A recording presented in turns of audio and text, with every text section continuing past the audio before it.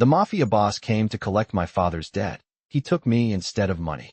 Hello everyone. Before we begin today's story, I have a small favor to ask. Please hit subscribe and turn on the notification bell so you never miss our channel's new videos. It's quick, free, and the best way to support us in bringing you more dramatic stories. Your support means the world to us. Where are you watching from? Drop your city or country in the comments below. Thank you very much. Now, let's get into the story.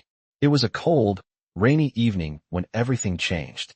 My name is Sarah, and I had just finished another long shift at the diner, where I worked part-time while putting myself through college. I wasn't living the dream, but I was doing what I had to survive. My father, on the other hand, was always a mess.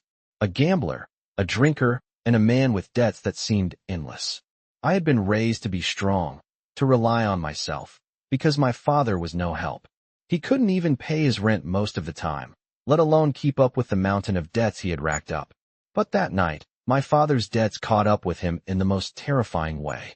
I had just gotten into my car and was heading home when my phone buzzed. It was a message from him. They're here. They want you. At first, I didn't understand. What did he mean by that? Who was he talking about? I rushed to call him, but there was no answer. My heart started to race, a feeling of dread settling in my stomach. That's when I heard it. The sound of a car pulling up behind me. I turned around, my heart dropping into my stomach. A black SUV. The tinted windows made it impossible to see inside, but I could feel the weight of their gaze on me. The door of the SUV swung open, and a tall man stepped out. He was dressed in a sharp black suit, his expression cold and unreadable. My first thought was that he looked like someone from a movie, someone with power, someone dangerous. He walked towards me with purpose, his steps measured and confident. My instincts screamed at me to run, but I couldn't move. Before I could gather my thoughts, he spoke. Sarah. His voice was smooth, calm, but there was an underlying edge to it that sent a chill down my spine. You're coming with me. I opened my mouth to protest, but the words got stuck in my throat. I tried to back away, but before I could take a step, two other men emerged from the SUV. One of them grabbed my arm, holding me firmly in place. Let go of me, I shouted, struggling to free myself, but it was no use. The man with the cold eyes stepped closer, his gaze locking onto mine. You don't understand, he said, his voice low but commanding. Your father owes me a debt. He can't pay, so now you will. I felt my breath catch in my throat. What did that mean? What kind of man was this? And why was he involving me in this mess? The grip on my arm tightened, and I was forced into the back of the SUV. My mind raced, trying to make sense of what was happening. I had no idea who this man was, but one thing was clear. He was in charge, and I had no choice but to go along with him. The SUV started moving, and I couldn't help but feel a sense of dread settle over me. As we drove through the rain-soaked streets, I couldn't help but wonder what would happen next. My life was about to change in ways I couldn't even imagine. As the black SUV sped through the rain-soaked streets, my mind raced. I had no idea where they were taking me, but one thing was certain. The man who had grabbed me was not someone you could easily escape from. The city lights blurred by the downpour outside the windows felt like a dream. My body was frozen, my hands shaking as I tried to process what was happening. Every thought I had seemed to scream that this was a mistake, but deep down, I knew this wasn't just some bad dream. This was real. My chest tightened with anxiety, and for a moment, I thought I might suffocate from the fear. The man sitting across from me in the dark, polished interior of the SUV was no ordinary man. He had a presence about him that made my skin prickle. He was calm, controlled, but there was something deeply unsettling in his eyes. Dark, cold, calculating eyes. His gaze never wavered from me, and the silence between us was thick with tension. He was waiting for me to speak, to ask questions, but I couldn't bring myself to say a word. My throat felt tight, like I was choking on the uncertainty of what was to come. Finally, he spoke. You're not going to ask me where we're going? His voice was smooth, almost too smooth, like velvet laced with steel. I could barely look at him as I whispered. I don't know what to say. He nodded slowly, as if he had expected that response. You don't need to say anything right now. You'll understand soon enough. My heart pounded in my chest as the words sank in. What did he mean by that? What did he want from me? The rain beat harder against the windows as the SUV turned down a dark street, one that looked unfamiliar. The buildings around us grew larger, more intimidating, their windows dark and cold. We passed street after street, and the further we went, the more isolated I felt. This wasn't just the city I had grown up in. It was a world I didn't belong to, a world that felt dangerous, foreign, and oppressive. The vehicle came to a stop in front of an imposing mansion. The gates were tall and iron, gleaming under the streetlights. The mansion loomed in front of us like a fortress, its architecture grand and ancient, but somehow still menacing. I had no idea what kind of place this was, but I already hated it. I had no control, no voice, and I couldn't help but wonder why I was even here. The door opened, and one of the men who had been in the car with us stepped forward. He was tall, broad-shouldered, and silent, his face hidden behind the shadow of his hood. I was pushed out of the car, and before I could even think to resist, I was being led up the stone steps. I tried to pull away, to break free, but the grip on my arm was unyielding.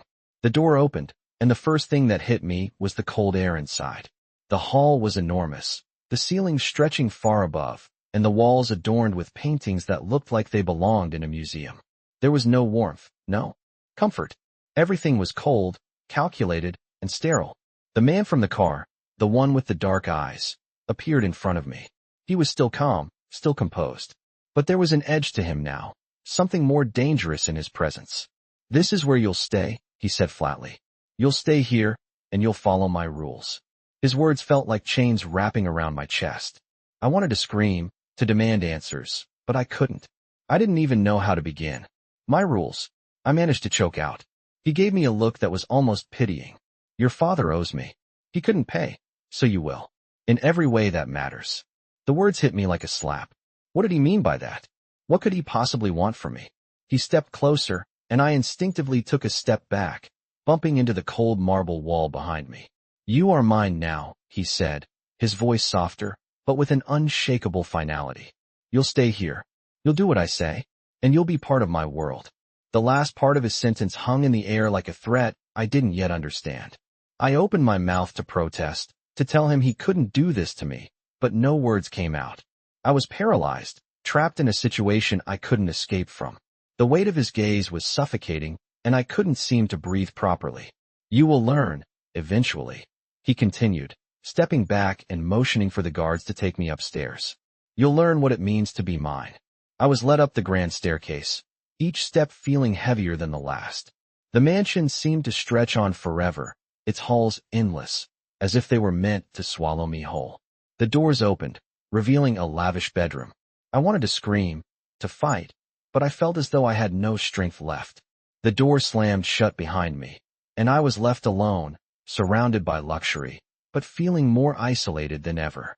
The room felt like a cage, one that I couldn't escape from.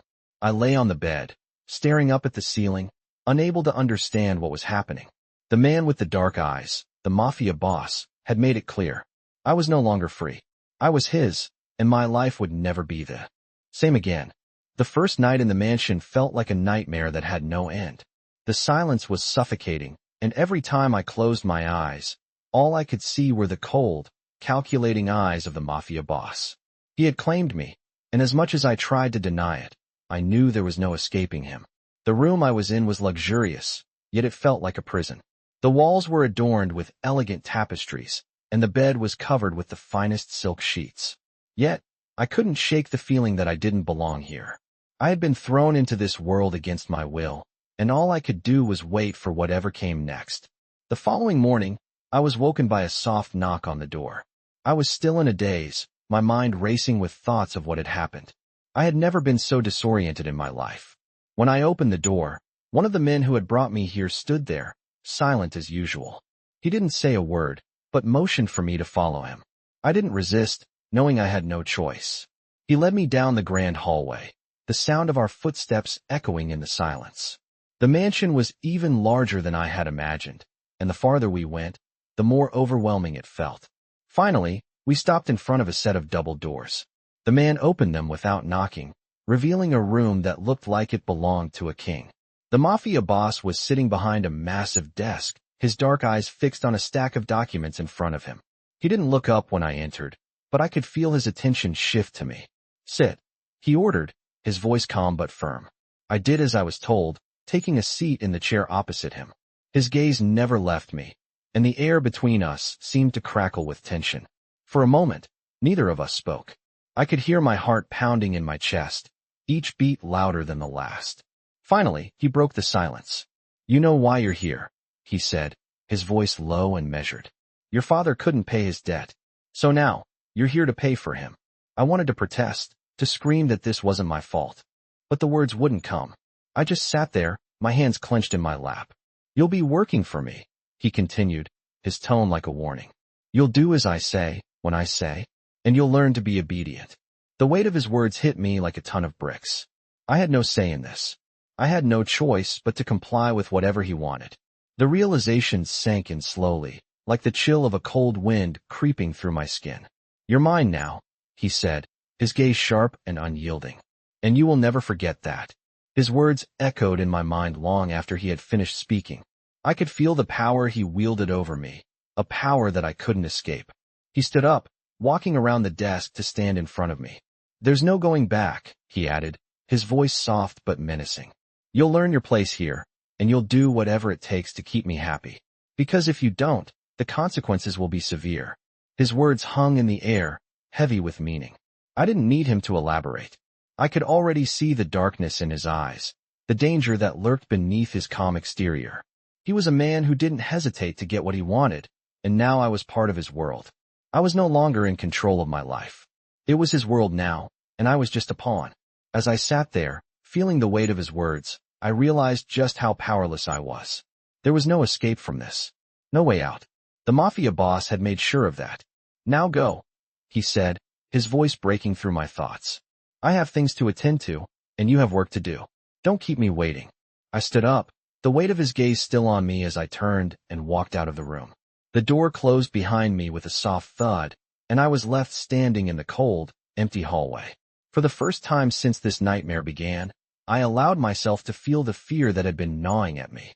I didn't know what was coming next, but I knew one thing for sure. Nothing would ever be the same again. The following days blurred together in a haze of uncertainty and fear. Each morning, I was greeted by the cold, unyielding eyes of the Mafia boss. He would have his men escort me to whatever task needed to be done, and I had no choice but to comply. I tried to resist, tried to keep my distance, but his presence loomed over me constantly. His mansion felt less like a home and more like a gilded cage. I was being watched at all times, and the weight of that surveillance was like a shadow that followed me everywhere. I had no privacy, no peace. There was a strange mix of power and vulnerability in the air, a constant reminder that I was his property now. The tasks he assigned me were simple at first. Cleaning, cooking, errands, things that any servant would do. But with each passing day, the requests grew more personal. He would ask me to sit with him during dinner, watch him sign documents, or even accompany him when he met with his associates. I hated every moment of it. I hated the way he looked at me, the way his eyes seemed to see through me, as though I were a part of his world that he could mold and manipulate at will. I hated how he would smile at me when I resisted, as though he were enjoying the control he had over me. But even more than that, I hated how I couldn't escape. Every attempt to run, every plan I made to leave, was thwarted before it could even begin. There was nowhere to go. The mansion was surrounded by high walls, and the men who watched me seemed to know every move I made before I made it. The more time I spent in his world, the more I began to see the cracks in the facade he had built. I had seen glimpses of his power, his influence over the people in his world. But there were other moments, fleeting and rare, where I saw something different in him. When he thought no one was watching, I caught him staring out of his office window, his face drawn with a deep, unspoken sorrow. There were times when he seemed almost human. When I would bring him his coffee in the mornings, I would catch him looking at the photo on his desk. It was a picture of a woman I did not know, but who seemed to have held a special place in his life. I wondered what had happened to her. What kind of loss could have turned a man like him into the cold, ruthless person he appeared to be now? But I never asked him about it. I never dared. And then came the night I would never forget. I had just finished cleaning the library when I heard his voice behind me. "You've been doing well," he said, his tone quieter than usual. I turned to face him, and there he was, standing in the doorway, his eyes locked on mine. For a brief moment, I felt a flicker of something, something that I couldn't quite place. Was it pride? Or perhaps something darker? I've been keeping my eye on you, he continued, taking a few steps closer. You've learned your place here, haven't you? I opened my mouth to speak, to tell him that I would never truly accept this, but the words died on my lips.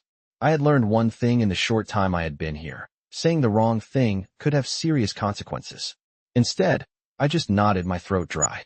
His gaze softened, almost imperceptibly, and for a moment, I thought I saw something like care, but it was gone in an instant, replaced by the cold hardness I had come to expect. I'm not going to make this easy for you, he said, his voice low, almost like a promise. But I expect you to follow my rules. You're mine now, and that means you'll do whatever I say, whenever I say it. My heart raced at the words, at the finality in his voice. There was no escaping this life. I was trapped, but just as quickly as the moment had come, it was over. He turned and walked out of the room, leaving me standing there, unsure of what to think or feel. As the door closed behind him, I felt a surge of frustration rise within me. I hated him for what he had done to me. I hated that I was trapped in his world, with no way out. But at the same time, I couldn't deny the pull he had on me. There was something about him, something that I couldn't explain. I wasn't sure if it was fear or something else, but whatever it was, it had a hold on me. I couldn't just walk away from it. I couldn't just forget what he had done. I wasn't sure if I was becoming part of his world, or if his world was slowly swallowing me whole. All I knew was that I was in too deep to turn back now. The game had changed. I had changed, and there was no going back. The days that followed felt like a blur, each one blending into the next in a haze of uncertainty and dread. I was still trapped in the mansion, still caught in the web of the Mafia boss's control. Every morning, I woke to the same routine, the cold, clinical look in his eyes, the constant reminders of my place in his world. I was his, and there was no escaping that fact. The mansion, once a symbol of luxury, now felt more like a prison. I moved through its hallways like a ghost, trying to keep my head down and avoid his attention. But he wasn't the type to let me fade into the background. No, he had a way of making sure I was always in his sights, always under his watchful gaze. It was on one of those mornings that things began to change. I had just finished making his coffee, the steaming cup resting in my hands as I walked toward his office. The door was slightly ajar, and I hesitated before pushing it open. Inside, he was sitting behind his desk, going through some papers, his face unreadable. I stood there for a moment, unsure of whether to disturb him. "Come in," he said, his voice calm but commanding. I stepped inside and placed the coffee on his desk. As I turned to leave, he spoke again. "Stay," he ordered. I froze, my heart pounding. I didn't know what he wanted from me now, but I had learned not to question him. I stood there, waiting for him to say something, anything. Finally, he looked up at me. "You've been here for a while now," he said, his eyes scanning me as if he were assessing something. "How are you adjusting?" The question took me by surprise. For a moment, I didn't know how to respond. "I'm fine," I said quietly, my voice barely above a whisper. "Fine," he repeated, a hint of amusement in his voice. "Is that really what you think?" I didn't answer. What could I say? I wasn't fine. I hadn't been fine since the moment I was brought here, dragged into this world of danger and power. But what choice did I have? "You're afraid," he said, almost as if he were reading my mind. "And that's okay. Fear keeps people alive." I didn't say anything to that. His words had an unsettling truth to them. But fear had also made me cautious, made me want to disappear into the background and avoid drawing attention to myself. "You'll learn to live with it," he continued, his gaze never leaving mine. "You'll learn to live with me." The way he said it sent a shiver down my spine. It wasn't a question, it was a statement, a promise, or perhaps a warning. I didn't know which one it was, but I felt my heart race in response. His eyes softened slightly, and for a fleeting moment, I thought I saw something other than the cold, calculating man he usually appeared to be. But just as quickly, that softness disappeared, replaced once again by the man who had taken my life and made it his own. "You're mine," he said simply, his voice unwavering. "And you will be for as long as I see fit." The words sent a chill through me, and I fought to keep my emotions in check. "I understand," I said, the words coming out more like a breath than a response. I had no choice but to understand. No choice but to obey. The door to his office closed behind me, and I walked back to my room in silence, my mind swirling with questions I couldn't answer. What had just happened? What had he meant by those words? Was he really starting to show some kind of interest in me? Or was this just another part of the game he was playing? I had no idea. But the fear that had settled in my chest began to morph into something else. A strange mix of confusion and curiosity. What was I becoming in this place? Who was I becoming under his influence? And more importantly, what was he turning me into? Over the next few days, things became even more complicated. I started to notice subtle changes in the way he treated me. He wasn't as cold and distant as before. There were moments when his eyes would linger on me a little longer than necessary, moments when he would ask how I was doing with a strange gentleness in his voice. I didn't know what to make of it. Was he testing me? Playing some kind of game? Or was there something more? The thought of it unsettled me, but I couldn't deny that a part of me was starting to feel drawn to him. Not in the way that I wanted to be with him, but in the way that I couldn't ignore his presence. I couldn't escape it, no matter how hard I tried. But then, one night, everything changed. I had just finished my usual chores when he came to me unexpectedly, his steps echoing in the empty hallway. He didn't say anything at first. He just stood there, looking at me with an intensity that made my heart skip a beat. Without a word, he reached out, his hand gently brushing against my cheek. It was the first time he had touched me like that. I froze, my breath caught in my throat. "You're mine," he whispered, his voice low and filled with something I couldn't quite place.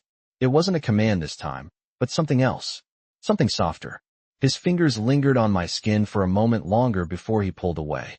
I stood there, motionless, unsure of what to do or say. The touch, though brief, had sent a jolt of electricity through my body, and I couldn't ignore the effect it had on me. My heart was racing, my body betraying me in ways I didn't understand. But just as quickly as it had begun, he was gone, disappearing back into the shadows of his mansion. I stood there for a long moment, my hand touching the spot where he had touched me. What had just happened? And more importantly, what did it mean for me now? The days that followed the unexpected touch were confusing, to say the least. I couldn't stop thinking about it. What had it meant when he touched my cheek like that? It was nothing like the cold, controlling orders he usually gave. There had been something almost tender in that touch, and that scared me more than anything. He had been clear from the start that I was his property, his responsibility. And yet, that one small gesture made everything feel like it was shifting.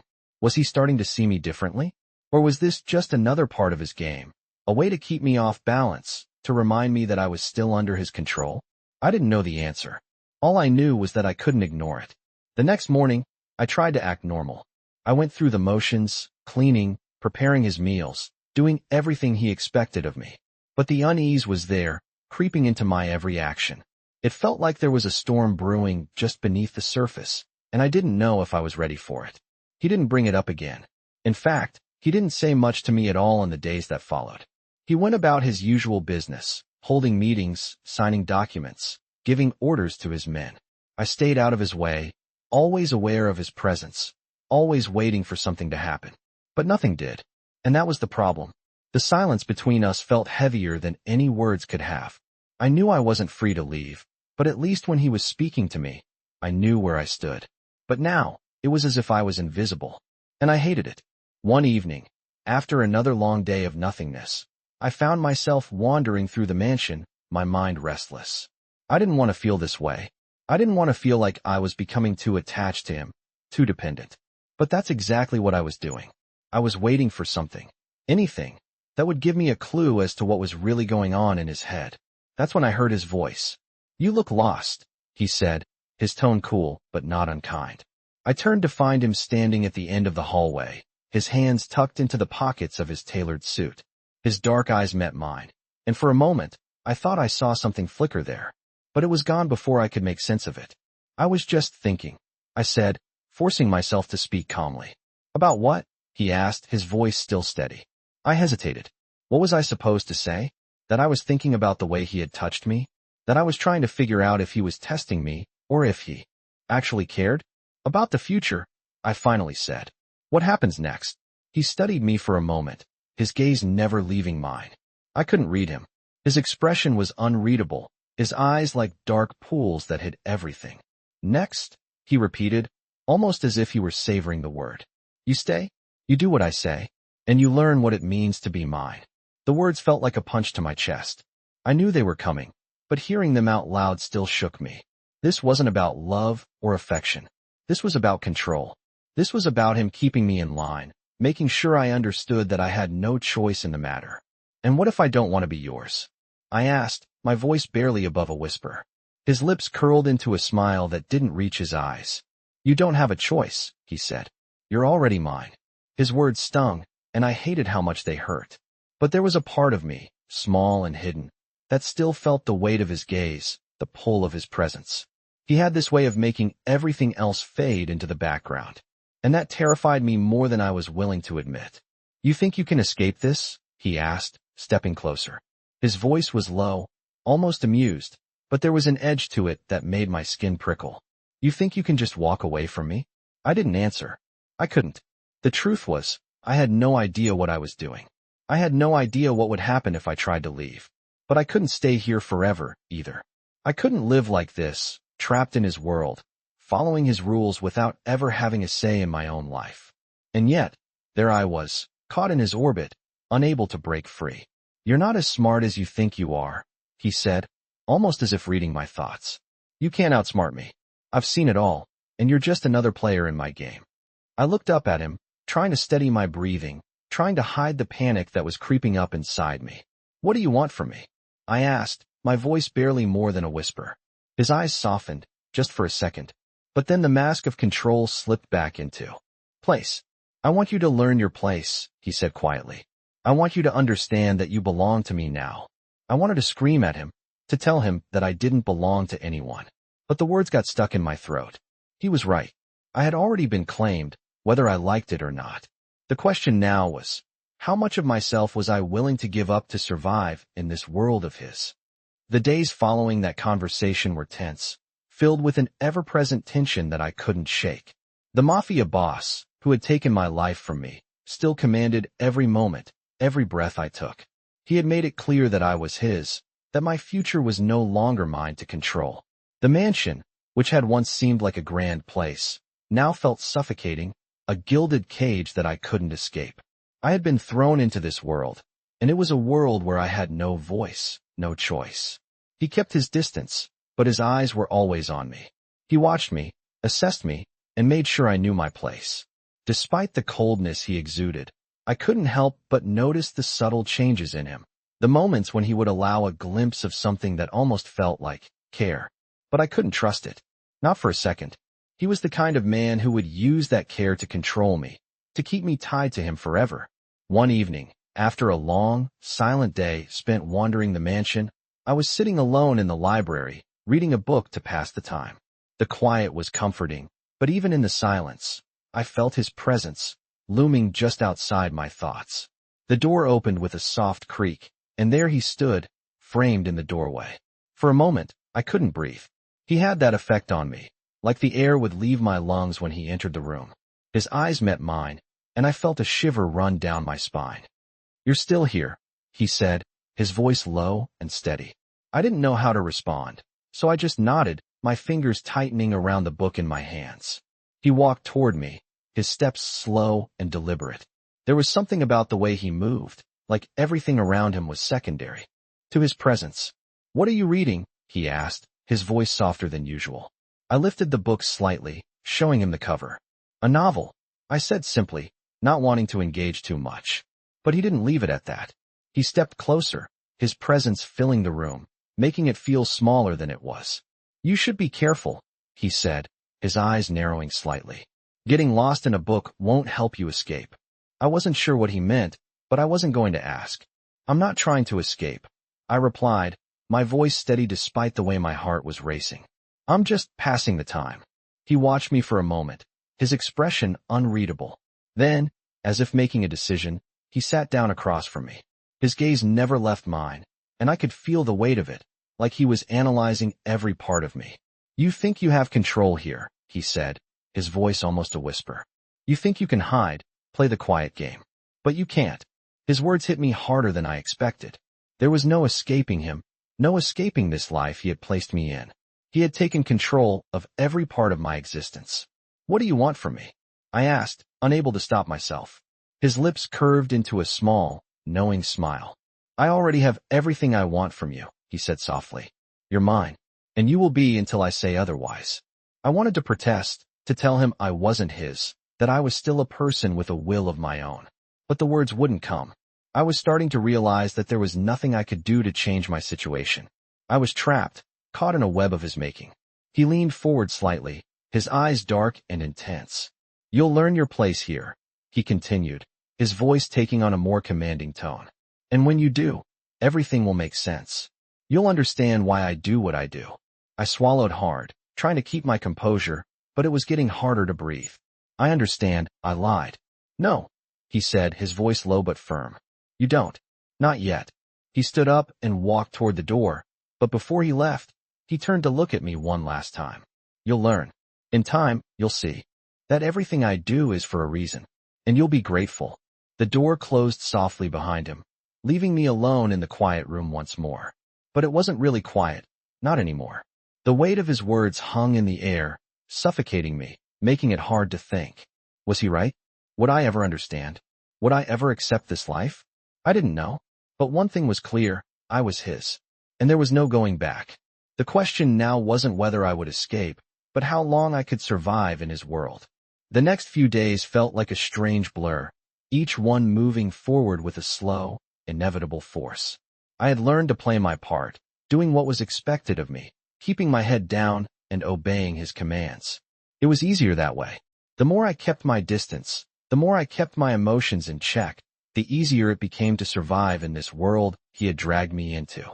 But I couldn't deny that things were changing. There were moments when I caught him watching me, his gaze lingering just a little too long, and I couldn't tell if it was curiosity, attraction, or something else entirely. The man who had forced me into his life, who had claimed me as his own, was no longer just a figure of fear in my mind. He was something more complex, something that confused me. And with each passing day, I began to wonder if I could ever truly escape the pull of his power. That evening, after another silent dinner where the tension between us was palpable, he did something that I never expected. He didn't order me to go back to my room. Instead, he asked me to join him in his study. I hesitated at first, unsure of what he wanted, but his eyes never left mine, and there was something in his gaze that compelled me to follow. I entered the room cautiously, the door clicking softly behind me. His study was just as imposing as the rest of the mansion, with dark wood paneling, heavy curtains, and a desk that seemed to dominate the room. But this time, there was a difference. Instead of retreating to his usual chair behind the desk, he was sitting on the leather sofa near the fireplace. Come sit, he said, his voice more inviting than it had ever been before. I want to talk to you. I didn't know what to do. I had never seen him like this, so unguarded, so approachable. But I was wary, always cautious around him. I took a seat on the opposite end of the sofa, keeping a safe distance. He studied me for a moment, his eyes flicking to the space between us, but he didn't say anything. For a long while, there was only silence, the crackling of the fire filling the void. I know this isn't easy for you, he finally said, his voice low and steady. And I know that you don't understand why I've done what I've done. But there are reasons. I hope, in time, you'll see that. His words were strange. I didn't know if he was being genuine, or if it was just another way of making me feel like I was meant to be here, meant to accept this life. I didn't know how to respond. He continued, you've been living in this world of mine for a while now, and you've started to understand how it works. But there's still so much more to learn. There's so much I need to teach you. I wasn't sure what he meant. Was he really trying to make me part of his world, or was this just another way to break me down, to make me completely dependent on him? I don't want to be part of this, I said quietly, the words coming out before I could stop them. I don't want to be here, with you. He didn't react right away. He just sat there, looking at me, his face unreadable. For a moment, I thought I had said something wrong, that I had crossed some invisible line. But then he spoke, his voice calm but firm. I know you don't want to be here, but you are. And the sooner you accept that, the better things will be for you. His words hit me like a wave. I had no choice in this. I had no say in the matter. I was his, and I would never be free of it. The realization felt like a weight settling on my chest, heavy and suffocating. Why me? I whispered, the question slipping out before I could stop it. Why did you choose me? He leaned forward slightly, his eyes never leaving mine. Because I saw something in you, he said simply. Something that reminded me of myself. You have a fire inside you, a strength that you haven't even begun to understand. That's why I chose you. I didn't know what to say to that. It felt like a strange compliment, but at the same time, it felt like a manipulation. He was always in control, always twisting things to fit his narrative. I don't want your fire, I said, my voice a little stronger now. I don't want to be here, with you. I just want to leave. He didn't flinch. He didn't even seem surprised by my words. He just sat back, his gaze never leaving mine. You're not going anywhere, he said softly. You're mine. And that's not changing. You may not want to accept it now, but in time, you will. You'll see that this is where you belong. I felt a knot tighten in my stomach. The idea of being trapped here, of being bound to him in this way, filled me with a sense of dread I couldn't shake. I stood up abruptly, needing space, needing air. You're wrong, I said, turning to face him one last time. I'll never belong to you. But his eyes followed me as I walked to the door. You already do, he said, his voice so quiet it almost seemed like a whisper. You just don't know it yet. The door closed behind me, but his words lingered in my mind, echoing through the empty halls of the mansion. He was right. I was trapped. I had nowhere to go. And no matter how much I wanted to escape, I knew in my heart that I was already a part of his world, whether I liked it or not. The days after our conversation in his study seemed to stretch on endlessly, each one marked by a sense of inevitability. I couldn't deny the fact that my life was changing, but I wasn't sure if I was ready to accept it. His words kept echoing in my head, you're mine. And that's not changing. It felt like a curse, a weight I could never shake. I spent my days moving through the mansion like a shadow, doing the tasks he assigned without question. I had no choice. The moments I spent in his presence were always charged with an unspoken tension, and I couldn't help but feel like I was walking a tightrope, unsure of what would happen if I stepped out of line. But despite my attempts to keep a safe distance, I could feel the pull of his presence growing stronger. It was hard to ignore. One evening, after a particularly long day of silence between us, I was in the kitchen, preparing dinner. My movements were automatic, like I was on autopilot, trying not to think about how trapped I felt. I was stirring the sauce when I heard his footsteps approaching. He didn't say anything at first, just stood there in the doorway, watching me. His presence was a constant reminder that there was no escape, that I was still under his control. Dinner's almost ready, I said, my voice betraying nothing of the turmoil I felt inside. He didn't respond immediately, just watched me with that same unreadable expression. You've been good, he said after a moment. I'm starting to think you might finally understand your place here. His words made my blood run cold. I didn't want to understand my place. I didn't want to accept this life, this world he had forced me into. I'm not your property, I said, my voice steady, though my heart was racing. He stepped into the room, his eyes never leaving mine. You think you have a choice? He asked, his voice low and dangerous. You think you can just walk away from this? From me? I clenched my fists at my sides, fighting the urge to back down. I never asked for any of this, I said, my voice rising slightly. You took my life, my freedom, and you think I'm just going to accept it? He was standing close to me now, his presence overwhelming. I could feel the heat radiating from him, and it made my pulse quicken. He looked down at me, his eyes dark and intense. You think I don't know what you're feeling? He asked softly. You think I don't understand your anger, your frustration? I've been where you are. I know what it's like to feel like you've lost everything. For a brief moment, his expression softened, and I saw something in his eyes that almost made me believe him. But just as quickly as it appeared, it was gone, replaced by that familiar coldness. But that doesn't change anything, he continued. You belong to me now. You always will. I wanted to scream at him, to tell him that I wasn't his, that I would never be his. But the words stuck in my throat. What could I say? What could I do? He had already made it clear that my freedom, my choices, no longer mattered. Why do you keep doing this? I whispered, my voice breaking. Why do you keep pushing me like this? He didn't answer immediately. Instead, he stepped closer, his hand lifting to gently brush a strand of hair from my face. The touch was so unexpected, so tender, that it made my breath catch in my throat. Because I can, he said simply. And because I know you need me. You may not realize it now, but you will. His words made my chest tighten. I didn't want to need him. I didn't want to be caught in his web of control. But as much as I hated to admit it, there was a part of me that couldn't deny the pull he had on me. I didn't know if it was fear, attraction, or something else, but it was there. "I don't need you," I said, my voice barely above a whisper, though I knew it wasn't true. "I never will." His lips curved into a slight smile, but it wasn't a kind one.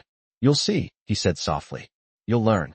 With that, he turned and walked out of the room, leaving me standing there, my heart racing, my mind reeling.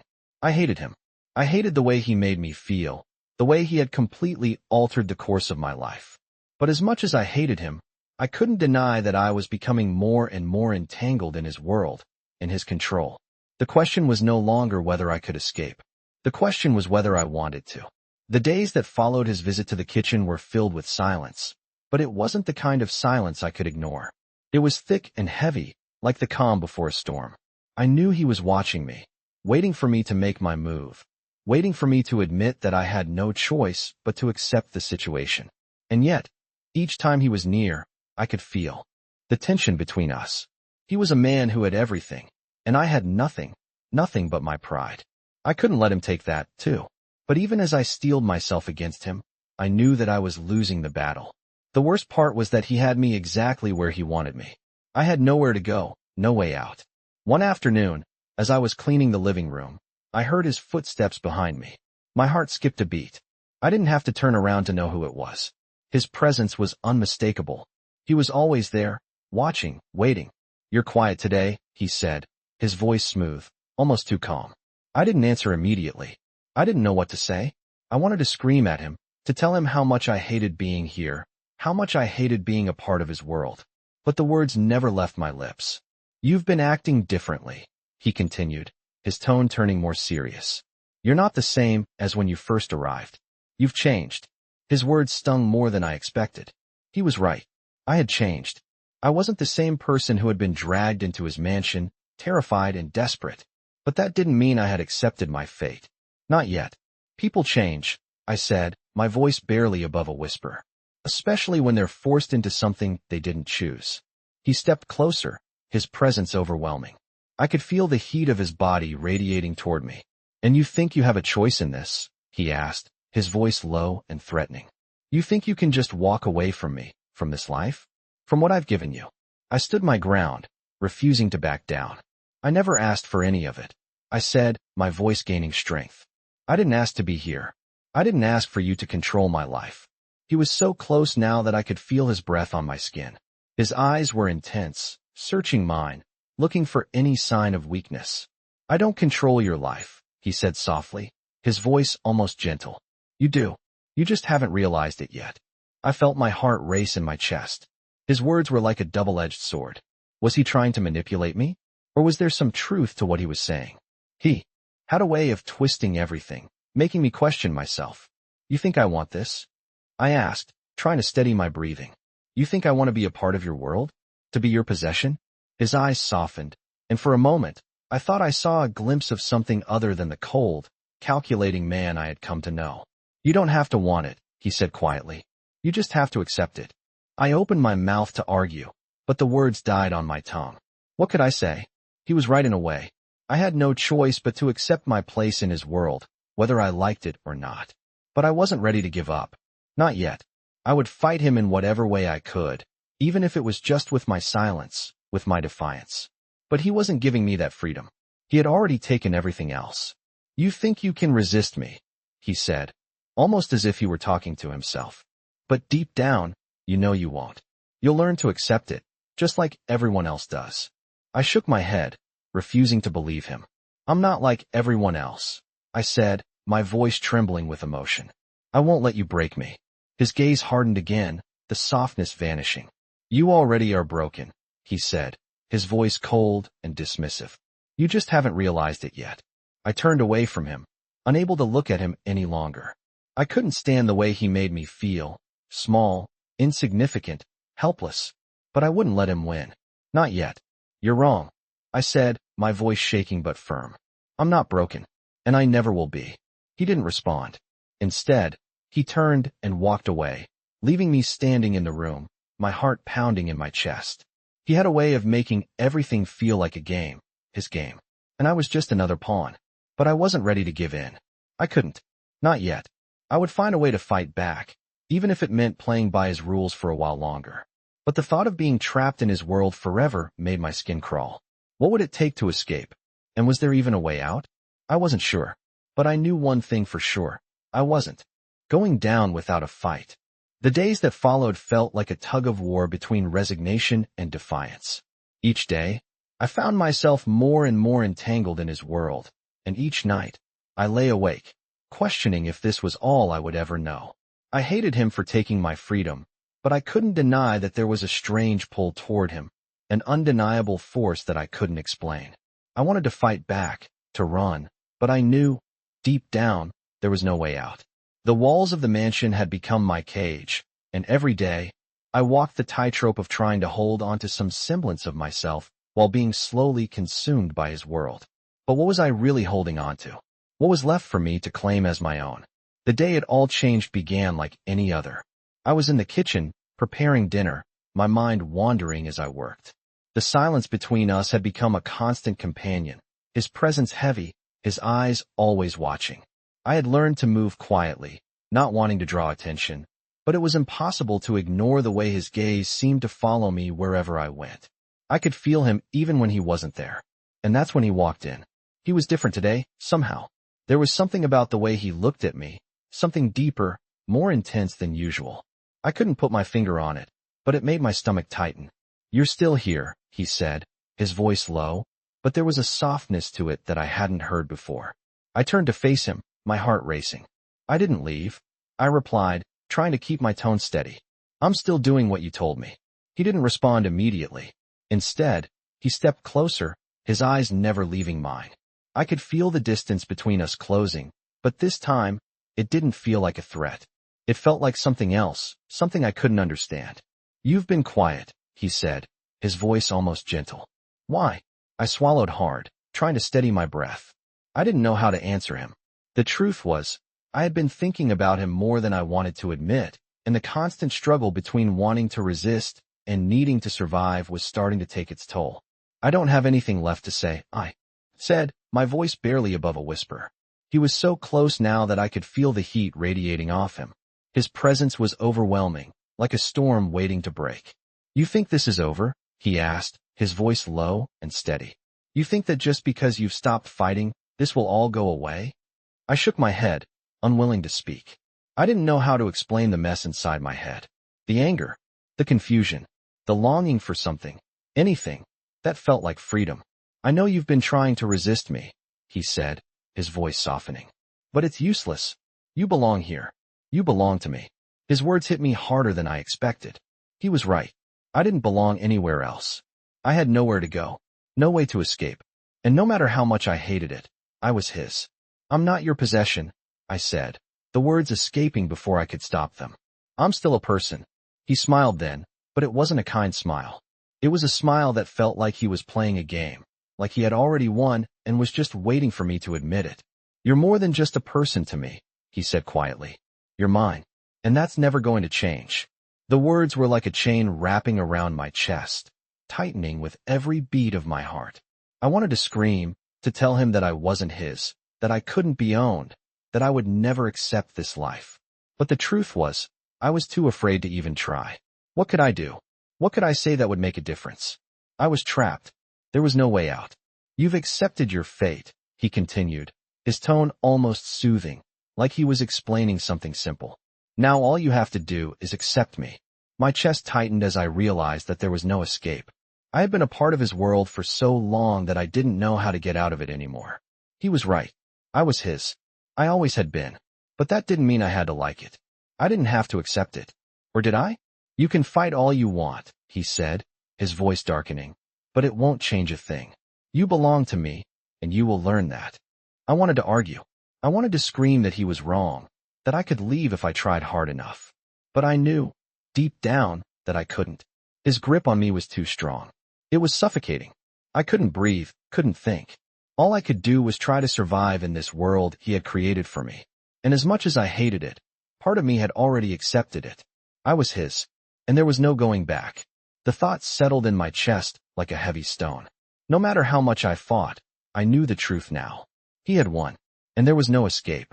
The days after the realization that I was trapped in his world continued to unfold with an uncomfortable predictability. I had grown accustomed to the routine, even if it was suffocating. My every action, my every movement, seemed to be monitored and controlled by him. The Mafia boss, the man who had taken everything from me, had a way of making me feel both small and important at the same time. It was a twisted game, and I was forced to play it by his rules. Yet, something in me refused to completely surrender. It was a battle I could never win, but it was one I couldn't give up on either.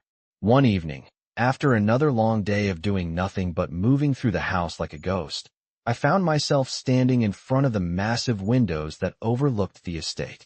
The rain outside poured down in sheets, blurring the view, and I stared out at the bleak scene. I couldn't help but feel a pang of longing for the life I used to have. I wondered if I'd ever get out of this mansion, if I'd ever see the world outside those iron gates again. I had no idea how much time had passed when I heard the soft click of the door opening behind me. Without turning around, I already knew who it was. He had a way of making his presence known without saying a word. I didn't need to look to know that his eyes were on me. "You're always here," he said quietly, his voice carrying an odd mix of curiosity and something else, something I couldn't quite place. I didn't turn to face him. Where else would I go? I replied, my voice flat, betraying nothing of the anger and frustration swirling inside me. For a long time, there was silence between us. I could feel him standing there, watching me. His gaze was heavy, and I knew that he was trying to read me, trying to understand what was going on in my head. Finally, he spoke again. "I think you've stopped fighting." His words were measured, as if he had been waiting for this moment. I turned to look at him then, my heart beating faster, a flicker of something stirring inside me. "I'm not fighting," I said, my voice growing steadier, "because I know it's pointless." His eyes softened for a split second, but it was gone as quickly as it appeared. He took a step closer, his gaze locking onto mine with a new intensity. "You're wrong," he said, his voice low, almost gentle. "It's not about fighting. It's about accepting what you are, what you've become." The words hit me like a punch to the chest. "What I've become," I repeated, my voice barely above a whisper. "What does that mean?" He stepped even closer, his presence overwhelming, and for a moment, I felt a wave of vulnerability crash over me. "You're mine," he said simply, his tone leaving no room for argument. "And the sooner you accept that, the better it will be for you." I couldn't breathe. The words were like a weight on my chest, and for the first time in what felt like forever, I couldn't think of anything to say. All I could do was stare at him, a mix of anger, fear, and something else I couldn't name swirling inside me. "You're still trying to resist me," he continued, his voice softer now, almost like a whisper. "But you're already mine, and deep down, you know it." His words pierced through me, making my heart race with a strange, suffocating feeling. I wanted to argue, to deny it, but the truth was undeniable. In so many ways, I already belonged to him, but I refused to accept that. I couldn't let him control me completely. "I don't want to be yours," I said, my voice shaking with the force of my words. "I don't belong to anyone." He looked at me, his expression unreadable. "You belong to me whether you want to or not," he said quietly, but with such finality that I knew there was no room for negotiation. His words hung in the air like a challenge, a gauntlet thrown at my feet. I couldn't escape, not now. The walls of his world had already closed in around me, and I was trapped. The realization settled over me like a heavy fog. But something inside me refused to give up. I couldn't let him win entirely.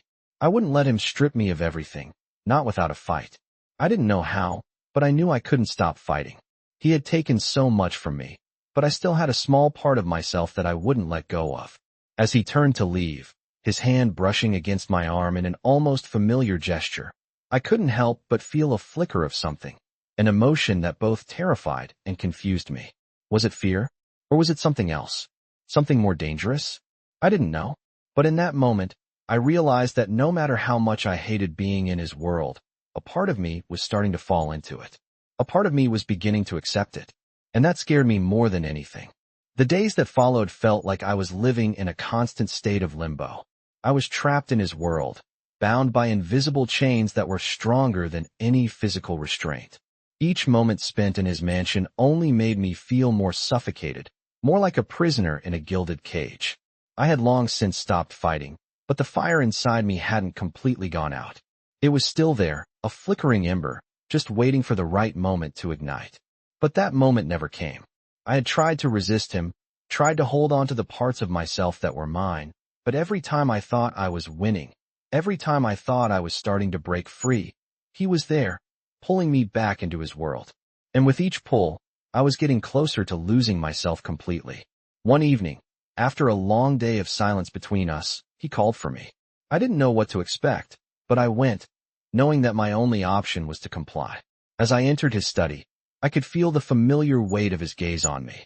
His eyes never left mine as I stepped into the room, and for the first time in what felt like forever, I didn't feel like I was drowning.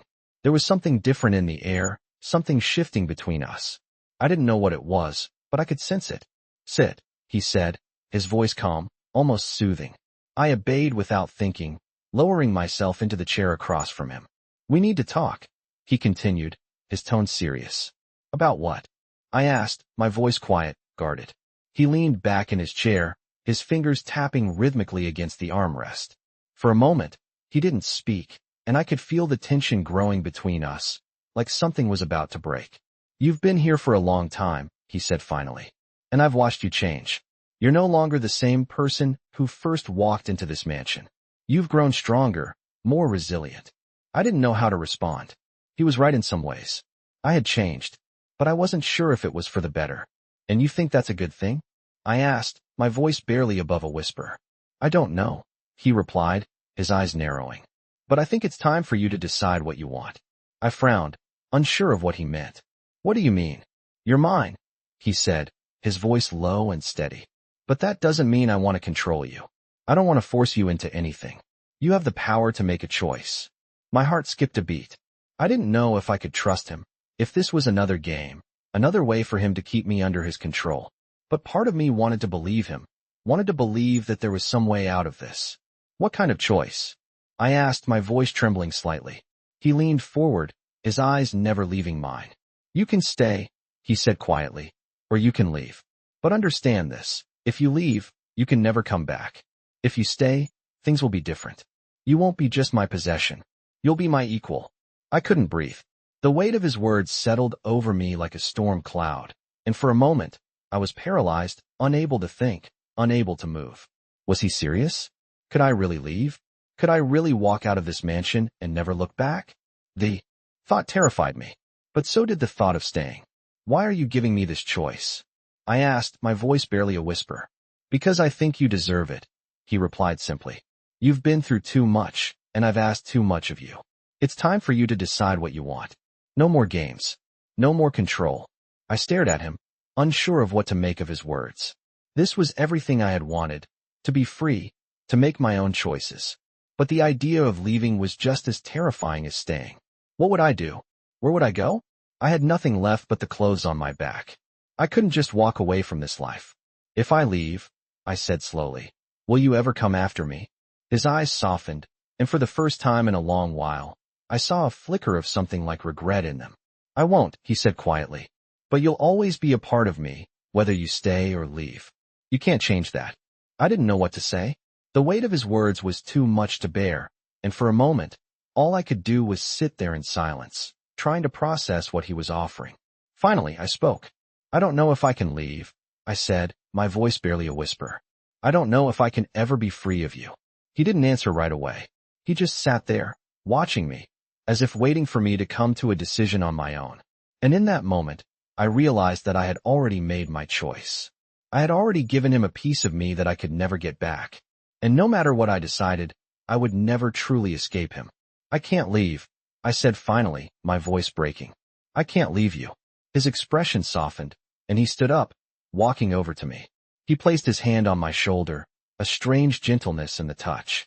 Then stay, he said quietly. Stay with me, and I promise you that things will be different. As he spoke, I felt something inside me shift. It wasn't freedom, but it was something I had never known before. It was the feeling of being seen, of being understood. And in that moment, I realized that I wasn't just a prisoner in his world anymore. I was a part of it. And I wasn't sure if that was a victory or a defeat. But for the first time, I felt like I had a choice in the matter. In this dark romance story, the line between love and control blurs as a young woman is trapped in a powerful man's world. Forced into his mansion, she must come to terms with the life he has created for her, where every decision is his. As the tension between them grows, she fights to retain her independence, but with each passing day, she finds herself more drawn to him. His coldness masks a deeper, more dangerous desire, and she begins to question whether she can ever truly escape him. This dark romance explores the complexities of power, obsession, and the delicate balance between submission and resistance. As she struggles with her emotions, she realizes that no matter what choice she makes, she may never be free from his grasp.